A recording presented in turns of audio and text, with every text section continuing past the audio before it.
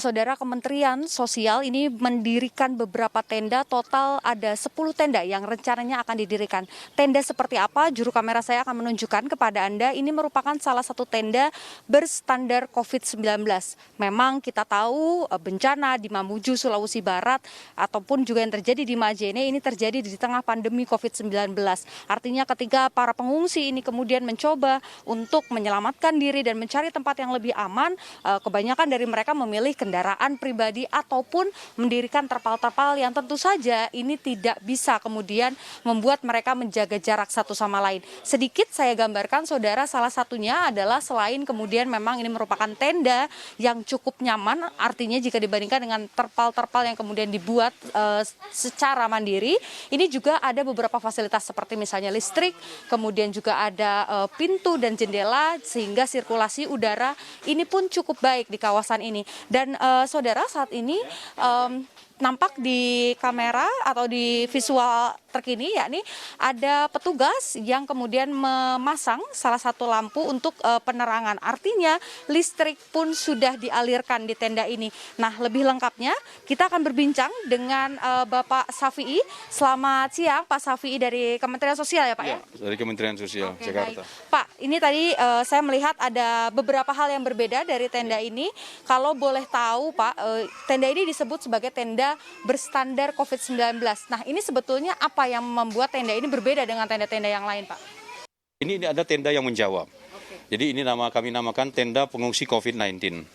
Ukurannya 6 kali 10 meter. Oke, Pak, biar lebih jelas lagi mungkin bisa ditunjukkan kepada juru kamera saya, melalui juru kamera saya ditunjukkan kepada penonton apa saja fasilitasnya, mungkin bisa dari salah satu bagian yang kosong ya Pak ya? Ini ada apa saja dan bagaimana bentuknya? Jadi tenda ini ukuran 6 kali 10, tiap 2 meter itu kami beri skat. Cukup permanen ya, bahannya juga cukup baik. Jadi ini betul-betul menjadi skat, tidak hanya sekedar menempel, kawatnya juga cukup baik. Kami langsung ke pabriknya untuk melihat kualitas dari tenda ini. Ya, karena tenda ini kami harapkan bisa menjawab permasalahan yang selama ini disampaikan oleh pengungsi, panas, nggak nyaman, dan sebagainya. Dan terutama tidak ada jaga jarak itu ya? Iya, tidak jaga jarak. Selain itu juga pengungsi tadi ya, COVID-19 tadi, wabah penularan COVID-19 itu, ini tenda mungkin dapat menjawabnya.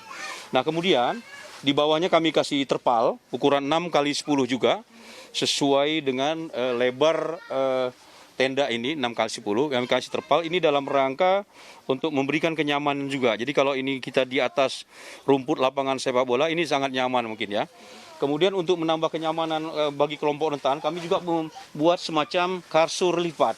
Kasur lipat ini kita tahu, ini sangat nyaman juga. Jadi kalau ditidurkan itu, coba dirasakan juga, ini dengan kualitas bahan yang cukup baik, dengan spons yang cukup baik, ini menambah kenyamanan dari para pengungsi. Kita membayangkan kita jadi pengungsi gitu.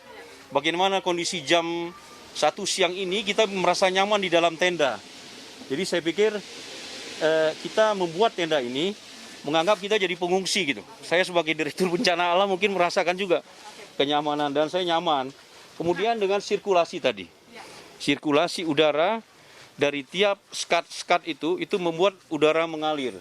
Sehingga menimbulkan kenyamanan juga, menambah kenyamanan dari para pengungsi. Nah, kemudian ini diprioritaskan untuk golongan yang seperti apa Pak, yang kemudian bisa beristirahat di tenda berstandar COVID ini Pak? Ya, sementara ini kami mencoba sesuai dengan instruksi Ibu Menteri, ini peruntukannya adalah kelompok rentan. Kelompok rentan itu artinya anak-anak, kemudian wanita, kemudian lansia, kita tadi lihat banyak lansia, dan ibu hamil, kemudian yang sakit lah. Nah ini sementara untuk itu dulu. Bapak-bapaknya saya pikir karena kalau terjadi gempa bumi, ada rumah yang rusak, ada yang tidak. Mungkin bapak-bapaknya akan tidur di rumah untuk menjaga rumahnya, sementara ibu-ibu, anak-anak yang takut, trauma akan terjadi gempa, tinggal di pengungsian ini. Tapi kalau memang bapak-bapaknya juga nggak apa-apa, itu sebetulnya bagian dari bagaimana kita menjaga agar kondisi psikis dari kelompok rentan itu, terutama anak-anak yang cepat trauma, itu akan bisa kita minimalisir. Kita juga punya tenda di sana untuk bermain anak-anak nantinya pada waktu-waktu tertentu, mungkin pagi, sore, sehingga mereka merasa nyaman seperti di rumahnya sendiri. Oke. Terima kasih banyak Pak penjelasannya yang sangat padat sekali untuk Kompas TV dan semoga bantuan-bantuan lainnya juga bisa kemudian terus didistribusikan kepada masyarakat. Dan tadi saudara sudah disampaikan bahwa memang ini merupakan salah satu upaya agar tidak kemudian muncul klaster-klaster baru dari para pengungsi yang kemudian terpapar COVID-19.